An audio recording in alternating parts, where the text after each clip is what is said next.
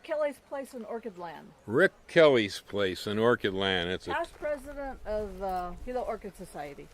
okay, and he likes coleus. Yeah, look at. I love that color there. I know. Well, they just look so nice. We got something like that. Yeah, and we have this one right there. Staghorns. Oh, the only reason I'm cursing the staghorn ferns is I once encountered one that weighed about 200 pounds and had to move it, and Yeah, but I liked it. I loved it, and I wanted it, and he didn't.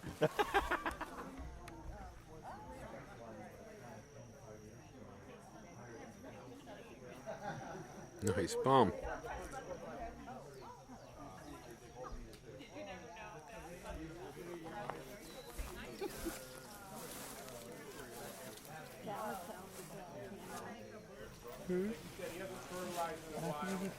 Discouraging the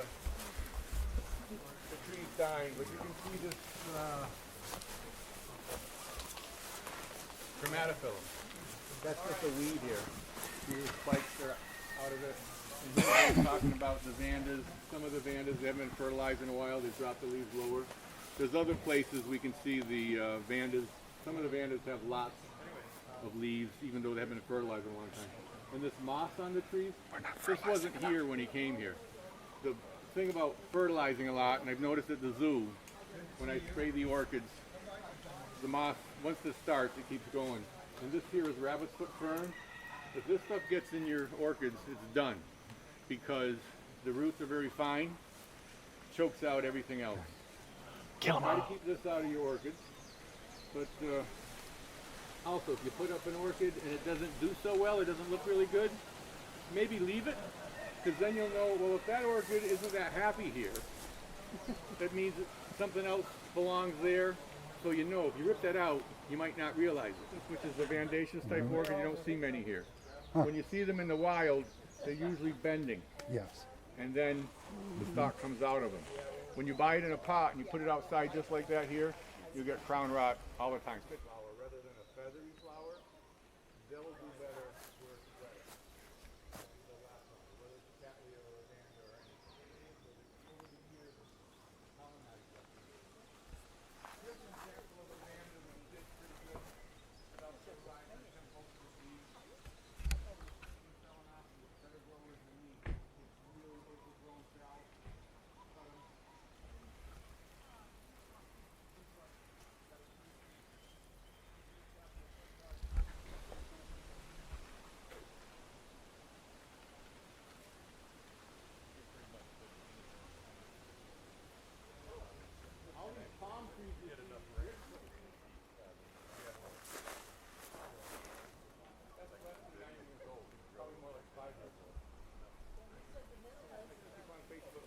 I saw Cheryl. When a cattleya bloom gets old, it smells like a latex balloon. Very nice collection of orchids. Beautiful stuff.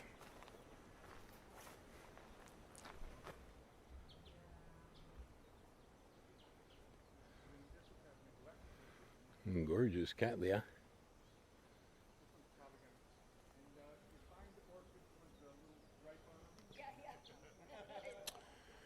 Very much making whole gardens here out of coleus. Look at all the coleus. My goodness. Well, it's Vanda orchids right here on this tree. He's losing a lot of the trees he's got his orchids on because we have the rapid ohia death that's gotten here now. And it's killing the trees he's mounted the orchids on. The orchids were all mounted on ohias.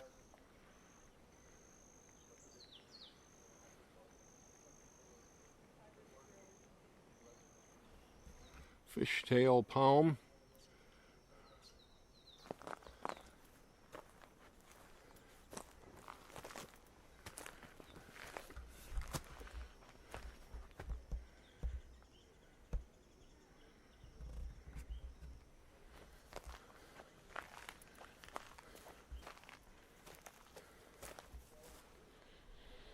Well, I see he's using his ohia logs and lava rocks for stairways and raised beds here. This property has never been ripped or graded, and so everything he's done here was by taking lava rock, stacking it up into walls, and then backfilling it with tons and tons and tons of black cinder and compost. So everything here has been planted in the beds on top of the bedrock.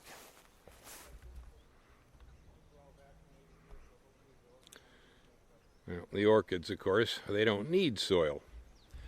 There's hala, the pandanus. They use that here for making hats and nice. Very nice.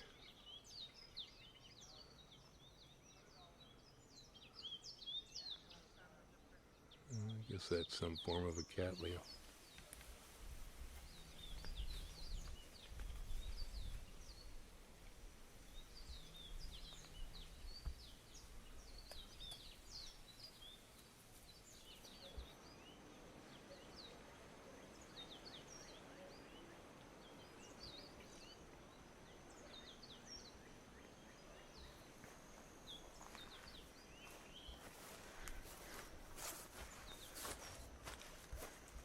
Oh, that's some nasty spines. I'm going to keep the monkeys out of that palm. Woohoo! Aerial roots on ohia.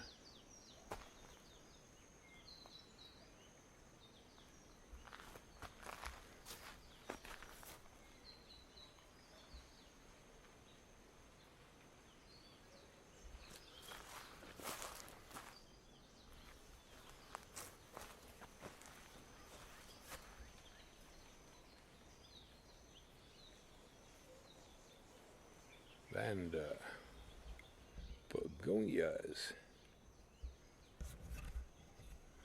Oh, so bristly. Woohoo!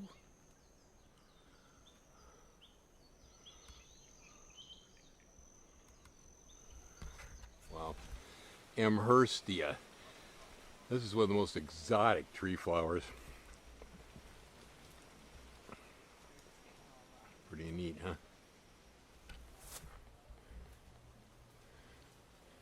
Metroxylon Warburgii.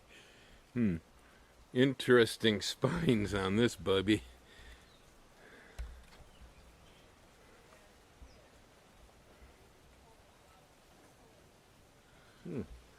Very nice Oncidium dancing lady here.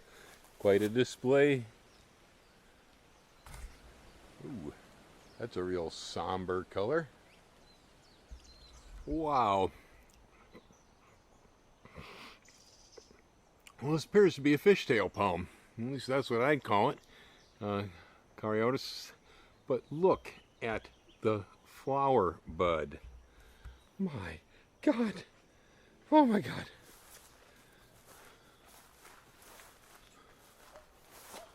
Oh yeah. Wow. Look at these. I'll be darned. Ah. A wild poinsettia tree.